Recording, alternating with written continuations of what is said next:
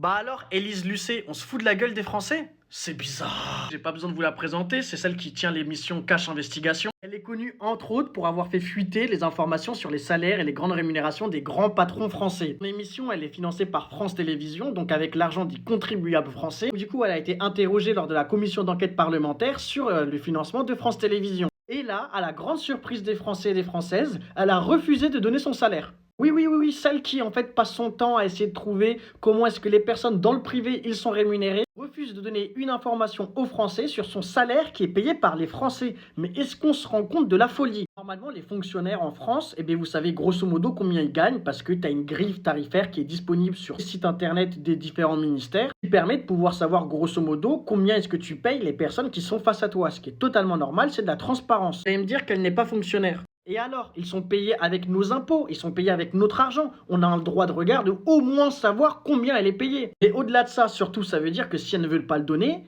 c'est qu'elle sait que son salaire, il est indécent. Si c'était un salaire normal, elle l'aurait dit, et limite, ça aurait été un argument de vente de voilà, regardez, moi je suis payé 3 000 à 4 000 euros, ce qui est déjà pas mal. Mais si là, elle ne veut pas le dire, les gars, c'est qu'elle doit être payée, mais une blinde. Si elle est payée plus que 70 000 euros par an pour ce qu'elle fait, c'est déjà beaucoup trop. Mais à mon avis, ça doit être bien plus. On se rend pas compte, hein, c'est toujours ceux qu'on soupçonne le moins.